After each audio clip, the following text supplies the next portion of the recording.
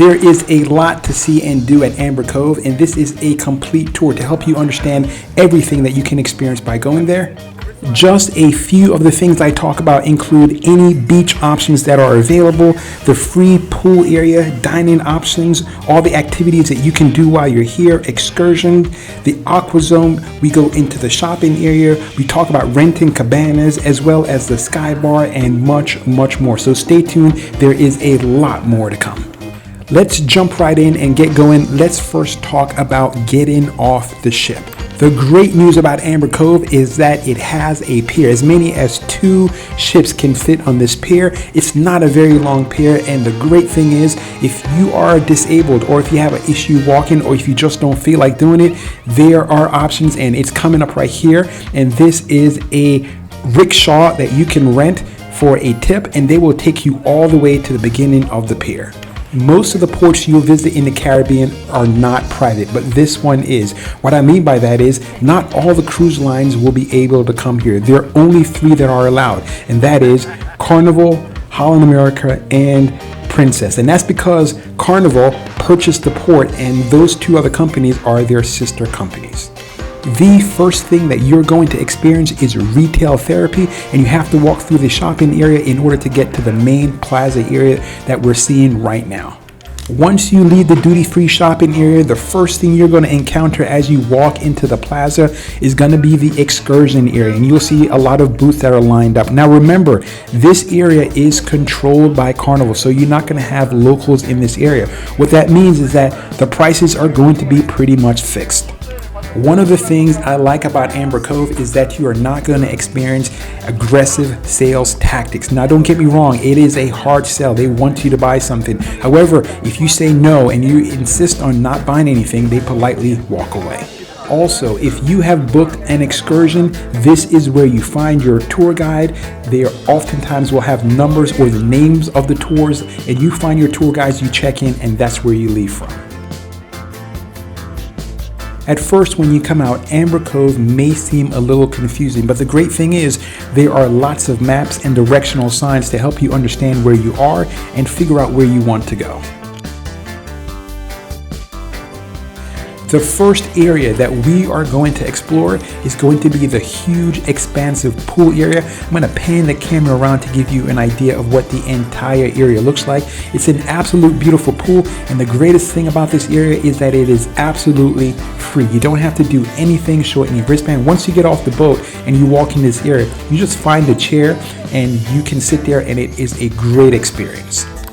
One of the unfortunate things about this area is that practically all of the chair areas have no shade. What that means is that if you want an umbrella, you have to pay an additional $25. Now, the pool does wrap around in a circle. However, it is not a lazy pool. What I mean by that is the water is not moving. The water is stagnant. It's warm, it's beautiful, but it is not a lazy pool. If you want a pool chair right by the pool, then there is an additional cost for that, and you can get right there. There is a slide here, and it used to be free, but now you have to pay $5 per person.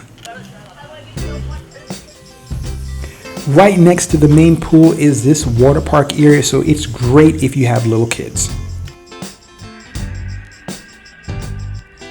We just left the pool area, and now we are in the village area, and there's essentially only 3 things that you can do here. There's shopping, entertainment, and food. When it comes to shopping, mostly you're going to find 3 things: jewelry, clothing, and small gift ideas. Now, one of the downsides about this area, it being controlled by the cruise company, is that you're not going to experience any local. So if you really want traditional local foods, you're going to be sadly disappointed. There is an opportunity for you to try some local foods, but for the most part, you're not going to find many options that are locally made available. This is just one of a few venues where they have local dancing and music. This is a place that you want to make a note of, and a lot of people miss this, and it is the Sky Bar. As you can see, we are a little bit up high, and as you look down, you have a great panoramic view of the entire Amber Cove area, to include the port, the cruise ship, the pool, and lots more. Now, as you look around, one of the things you will realize very quickly is that Amber Cove is not very close to much of anything. Unfortunately, there is no beach area here that you can go to without having to take a taxi. Not a lot of people come to the Sky Bar, and I think largely the reason why that is because there are a lot of stairs in order to get to the very top. Even though Amber Cove does not have a beach area, it does have water sports activities that you can engage in.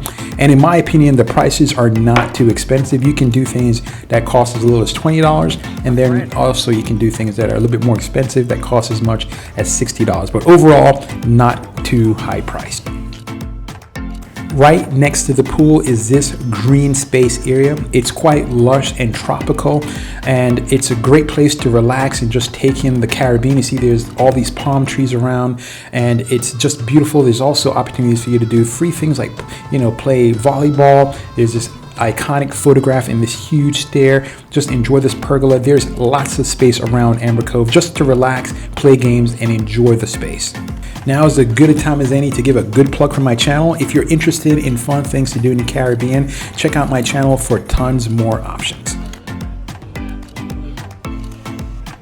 In addition to all the free stuff, there are paid activities like this zip line right here. For $28, you can go zip lining all day. The only challenge with this is, in order to get up to the very top, it is a pretty strenuous walk.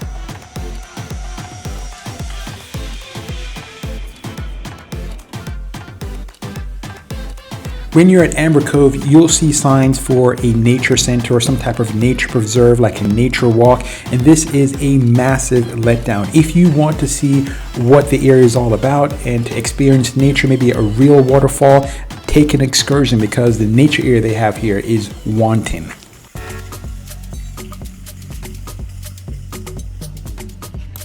While we take a walk around the centralized village area, I just want to give you some general information about Amber Cove and also give some tips and advice. When I was there was only one ship there, and it's not very full when there's one ship there. However, if there are two ships that come into port, that pool area is going to get packed quickly and everything is going to fill up fast.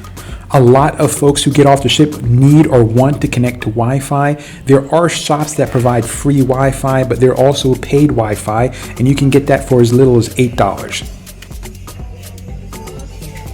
One of the disappointing things about Amber Cove is that if you want to do or participate in anything, you have to leave the Amber Cove area in order to get deeper into the Dominican Republic, because there is nothing that you can do within walking distance. That means you have to take a taxi.